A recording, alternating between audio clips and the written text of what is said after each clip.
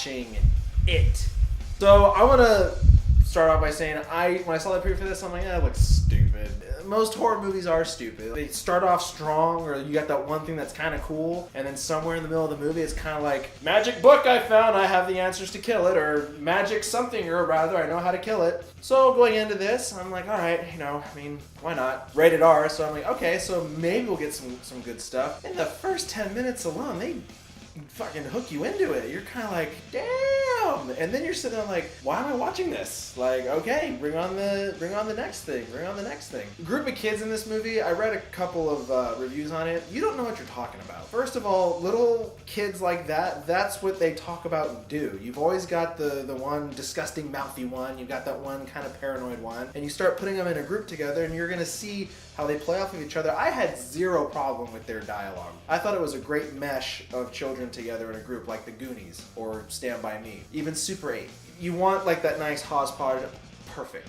I could not ask for a better thing of kids, especially when they were scared. Oh my god, dude. For people that have watched this channel for a long time, they're probably wondering, so wait a minute, this is a horror movie. What is Nick giving a review for? Nick doesn't do horror movies. I normally don't do horror movies. That's the one type of movie, the one genre that I completely sit out of. But this specific movie had me intrigued.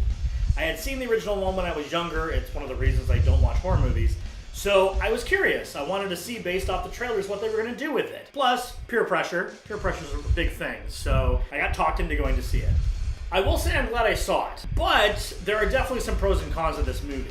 One, I will start by saying I was not scared.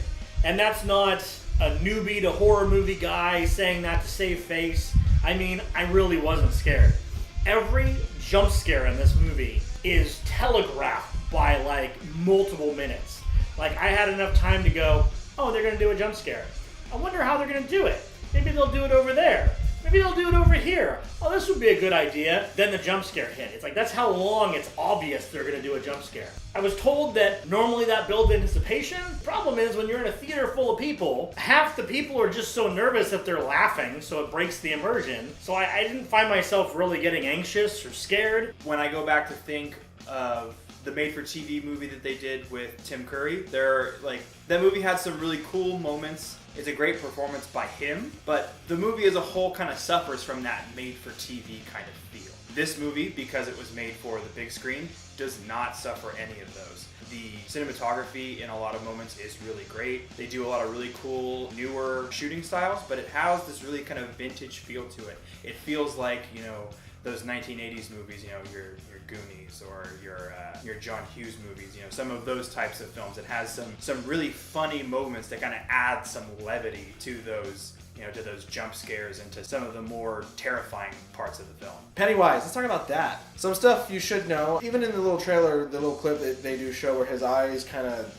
whatever, that's not CG. That's actually, Bill Skarsgård can do that with his eyes. He can make them go wherever. So kudos for that. And that just adds the creep factor when you've got something looking at you and then like one eye kind of goes this way, another one kind of goes that way. You're like, hell. I don't like clowns. I'm not scared of clowns. I just think they're stupid. But this particular clown, it brings a whole new kind of definition to scary, especially with when you first see it looks cute. You're kind of like, you're a cute looking kind of clown. Like, I wouldn't mind talking to you. But then you see like the drool come and then just the way I can't really say anything without giving stuff away. But there is one scene in this movie that I particularly loved.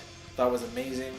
I feel it's not like the climactic part, but it's definitely a climatic part. You see Pennywise kind of, you see in the preview where its hand starts doing that. Well, the follow-up to that. Woo! There are a couple real-world scary moments, like not horror element moments, but like really tense, like real-world things that were put in there. I won't give it away. Those made me seriously uncomfortable. Those scenes were probably the scariest in the movie. I'm not even sure that's what they were going for, but with how well it was acted, I was really crawling in my seat for those. But all the jump scares and all the creepy illusions and all that kind of stuff, it didn't really bother me at all, which I will say surprised me. I thought this movie was going to scare the you-know-what out of me, which is why I normally don't go to horror movies, but it did not. Now, with that being said, I love horror movies. Part of that is because I don't have that like jumpy response when it comes to jump scares, but I am definitely susceptible to feeling tension. This movie does a great job of building that with music and with the way that they kind of do set designs. They did a fantastic job of really putting you into a world and making you feel like that town is something that actually exists. It has all these old newspapers and all these old stories that are kind of told, through the eyes of some of the child actors who were phenomenal. Great casting choices all around. It really sucks. I don't remember the name of the kid from Stranger Things, but he comes forward in spades as far as providing some of that comedic relief for the film. I was very appreciative of it. I know the other people who were in my showing were also appreciative of it. A lot of laughs, a lot of big moments. The tension that not only did they have with it, Pennywise, they also have tension within themselves.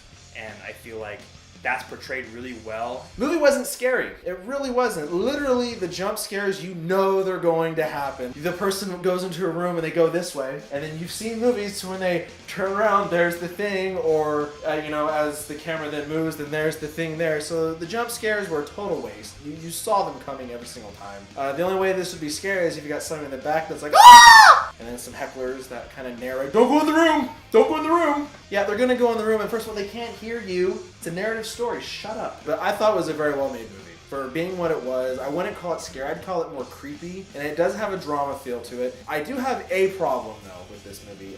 Without going into too much detail, the bullies. Some of their motivations, I get it, the way the movie presents it, you're supposed to assume, but honestly, for what they do, I don't want to assume. I want to see the reason why they do it. Like in Chronicle, you got why the kid snapped because the way his dad was. So in this one with the bullies, and on top of that, these bullies are like 5 years older than the kids because they can drive, and these kids are 10, 12 years old, supposedly, so if they're driving, that's at least a 4-year age gap. You guys need to, get some girls or something, because they're little kids. Come on. That was my only real problem with the movie. I just kind of felt like there was a subplot that was supposed to have some meaning. At the same time, it was just, they fell short. Maybe they kind of forgot about it because they were too focused in how we can scare and do stuff. There are a lot of pros of this movie, and that ensemble of kids is definitely the strongest pro. That is the strongest group of kids in a movie since Stand By Me. I believe that they were friends. I believe that charisma was real, and that camaraderie was real, and all the personalities made sense, and they seemed right. I really liked that group of kids. And because you really like that group of kids, you really don't want to see any of them get hurt.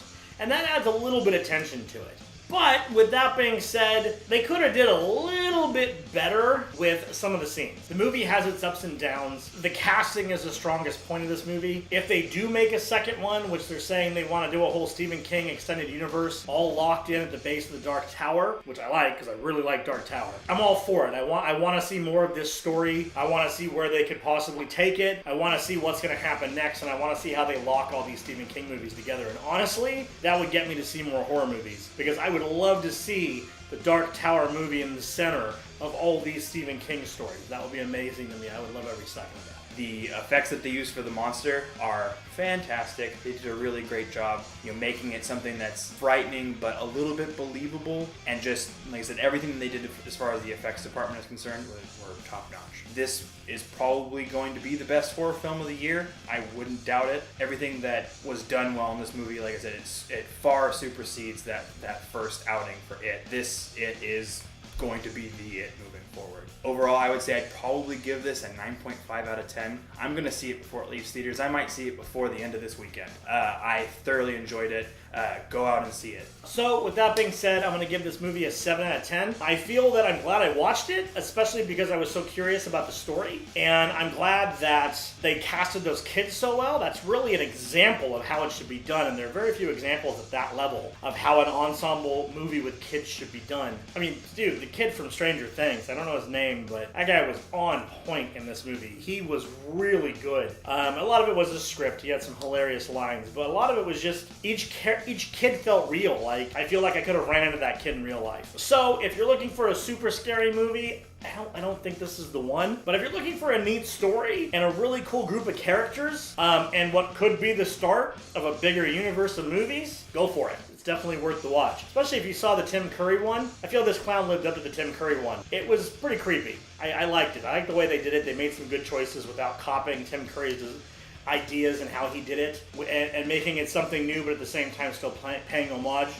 That's the way to do it. I never saw the original. I've only saw bits and pieces on YouTube to kind of help for comparison. The ending of the original is really kind of lackluster, at least for part 1. Yeah, this is a double part. But this one, I feel they turned that up to 11. There's several things they turned up to an 11, and I appreciate that. Like Pennywise, super cool, dude. Like, honestly, that's probably gonna be the coolest clown villain thing, and especially, too, because it's got more than just the one face. He's got different faces and different personas and different ways he goes about things, which makes it creepy. With all that said, if you like the scare fest and you like creepiness, go see it. If you're a fan of Stephen King's work, go see it. If you like the original one, go see it. I would have to give this movie an 8.5 out of 10. It's just the thing I had the main problem with was the stuff with the bully and the fact that it wasn't really scary. I mean, I kind of wanted the goosebumps thing going on, or kind of like you're in your seat and you're kind of like, oh shit, oh shit, oh shit.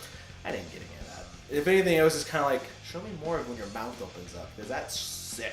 I'm going to ask it again. I think I asked it in Dark Tower, but what is your favorite Stephen King adaptation? And or, there's a couple out there, favorite clown, evil clown movie. There's a couple out there. I'll even take House of a Thousand Corpses. There's a clown in that one. Go ahead and like this video and favorite it. Hit that subscribe button, because when you do, you get more reviews like this, plus possible throwbacks down the road. We got some new stuff coming out with pop culture, so look for that. We're going to be trying to do that every week, if not every other week, but so that's coming your way. And remember, guys, you heard it here at The Source.